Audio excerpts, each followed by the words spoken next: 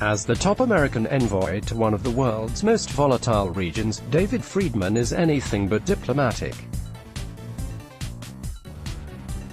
Donald Trump's ambassador to Israel broke the mold of non-partisan predecessors by outraging Palestinians with comments that the Jewish state has a right to annex some areas of the West Bank. In June, he inaugurated an archaeological dig under Palestinian homes at an event also attended by billionaire Sheldon Adelson, one of the largest donors to the Trump campaign. When Israel barred two Democratic congresswomen from visiting this month, Friedman backed the decision. Now the scope of Friedman's influence is about to become apparent as Prime Minister Benjamin Netanyahu heads into the final days of campaigning before Sept. 17 elections, and the U.S. gears up to unveil the political part of the White House's latest Middle East peace plan.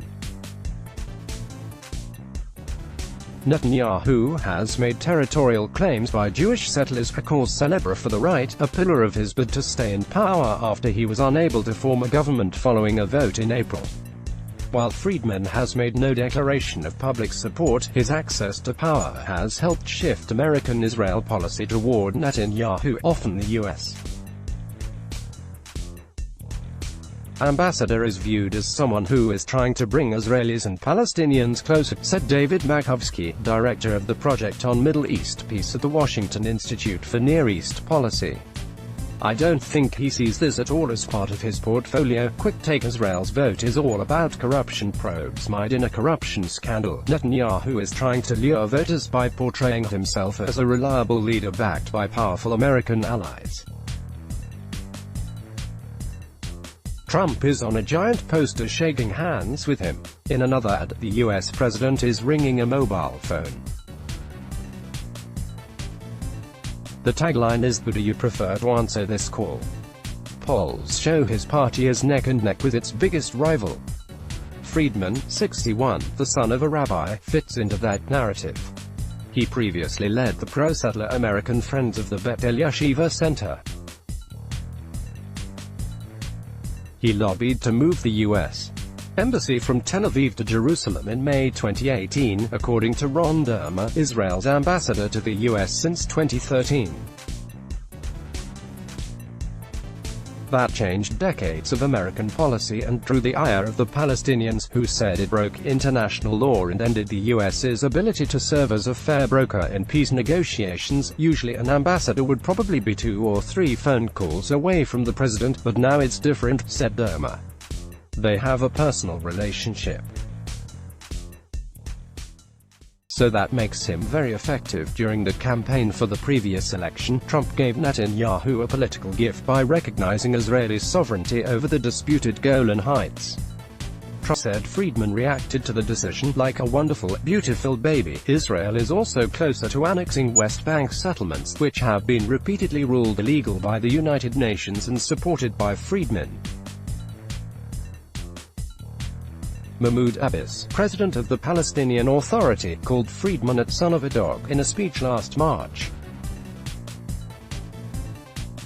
Friedman declined to comment for this story, a spokeswoman for the embassy in Jerusalem said. His rise to one of the most sensitive diplomatic posts took an atypical path. He grew up in a conservative Jewish home in Long Island, where his father, Rabbi Morris Friedman, welcomed Ronald Reagan before his 1984 re-election.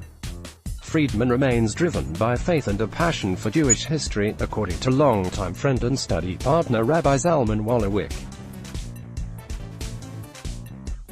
When Wolowick's 9-year-old son died in March 2009, Friedman visited every day for the week-long mourning ritual known as Shiva. There's nothing you can find on the Friedmans, Wolowick said.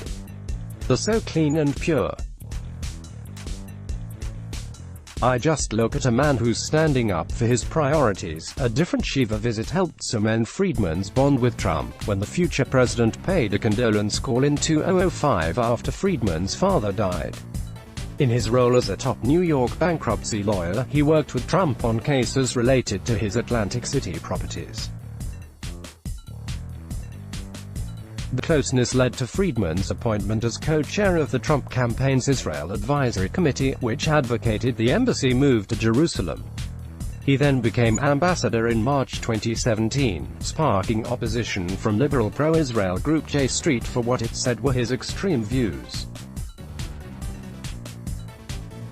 The White House is now preparing to unveil the political part of its Middle East peace plan, what it calls the deal of the century. It's led by the president's son-in-law and advisor, Jared Kushner, and started with an economic summit in Bahrain in June. Palestinian officials boycotted the event. Friedman has dropped hints of how he sees a solution. In a speech to the American-Israel Public Affairs Committee annual conference this year, he said now was the time to lock in guarantees that Israel can maintain security control of the West Bank. At a celebration for the anniversary of the Jerusalem embassy move, Friedman said Israel was on the side of God. He makes Netanyahu seem like a leftist, said Saeb Erekat, Secretary General of the Palestine Liberation Organization and chief negotiator with Israel. While Israeli-Palestinian relations are currently higher on the White House's agenda thanks to the push by Kushner, eventually his focus will be on Trump's re-election campaign. That would leave Friedman with more sway, according to Ilan Goldenberg, who heads the Mideast program at the Center for a New American Security and was involved in Israeli-Palestinian negotiations during the Barack Obama administration. He will be left running U.S.